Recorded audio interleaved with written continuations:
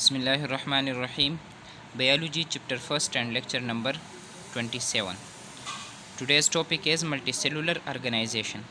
Students د دینه په دې مخکینو لیکچرو کې تاسو ته سیلولر ارګنایزیشن سٹارټ شو. ما تاسو ته خبره کړو زموږ سره د سیلولر ارګنایزیشن درې قسمونه یو زموږ سره یونی سیلولر ارګنایزیشن، بل زموږ سره کلونیل ارګنایزیشن او تھرډ ون زموږ سره د ملټي سیلولر ارګنایزیشن.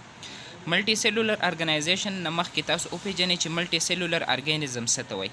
نو موږ وایو زموږ سره هغه ارګانیزم د کم باډیز چې زموږ سره د ډېر زیات سیلز نه جوړي، د ډېر زیات څه نه جوړي، سیلز نه. دغه سیلز چې دی زموږ سره ټیشو جوړ کړي، ټیشو ارګن جوړ کړي، او دغه ارګن چې دی بیا زموږ سره ارګانیزم جوړ کړي. نو داسې قسمه ارګانیزم ته څه وایي؟ ملټي سیلولر ارګانیزم. صحیح. او کم ارګنایزیشن چې په ملټي سیلولر ارګانیزم کې پریزنټ دی هغې ته څه وایي؟ ملټي سیلولر ارګنایزیشن. بیا زموږ سره د یونیسیلولر او د کلونیل ارګنایزیشن اگزامپلز تاسو ته شوي. زموږ سره د ملټي سیلولر ارګنایزیشن ټوټل پلانټس او انیملز چې دي دي آر د ایگزامپلز آف ملټي سیلولر ارګنایزیشن. دا د څه ایگزامپلز دي؟ دا د ملټي سیلولر ارګنایزیشن ایگزامپلز دي. خو وګورئ زموږ سره ارګانیزم whose bodies consist of many cells form tissues and tissue form organs. صحیح. are called multicellular organisms. ګورئ زموږ سره سیلز کمباین شي، ټیشوز جوړ کړي، ټیشوز چې دی ارګنز چې دی دا څه جوړ کړي؟ ملټي سیلولر organism. صحیح. and the organization which is present and multicellular organism is known as multicellular organization. کوم ارګنایزیشن چې په multicellular organism کې present وي هغې ته څه وایي؟ هغې ته وایي multicellular organization. صحیح. example څه دي؟ example زموږ سره all plants and animals are examples of multicellular organization. clear شوه؟ ستاسو په بوک کې بیا دوه examples چې دی په ډیټیل سره ورکړل، یو د plants نه example راغستی دی، بل example یې راغستی دی د animals نه. صحیح. د پلانټس اگزامپل دی زموږ سره مستر پلانټ. صحیح. مستر پلانټ چې دی په پښتو کې دی ته څه وایي؟ پښتو کې ورته وایي شړشم. صحیح. ساینټیفیک نیم یې څه دی؟ ساینټیفیک نیم زموږ سره دی براسیکا کمپیسټرس. اوس یوه خبره به یاد ساتئ کوم چې ساینټیفیک نیم یي دا موږ څه کوو؟ انډرلاین کوو. ساینټیفیک نیم چې دی زموږ سره دا په دوه ورډز باندې مشتمل یي. صحیح. یو زموږ سره یي جنریک نیم او بل زموږ سره څه بل زموږ سره سپیشي نیم. صحیح. دا جنریک نیم چې دی زموږ سره د کیپیټل لیټر نه سٹارټ کیږي او سپیشي نیم چې دی دا زموږ سره د سمال لیټر نه سٹارټ کیږي او دواړه چې دی دا به سیپریټلی څه کوئ؟ انډرلاین کوئ. نو دا خبره به د ام سی کیوز دپاره یاد ساتئ چې زموږ سره د مسټر یا شرشم پلانټ چې دی د هغې ساینټیفیک نیم څه دی؟ ساینټیفیک نیم دی براسیکا کمپیسټرس. صحیح. اوس دا براسیکا کمپیسټرس چې دی دا ډېر زیات امپورټنټ دی، لکه د دې لیوز چې دی هغه ایز ا ویجیټیبلز خلک چې دی د ویجیټیبل سبزیانو په توګه باندې استعمالی. صحیح ده.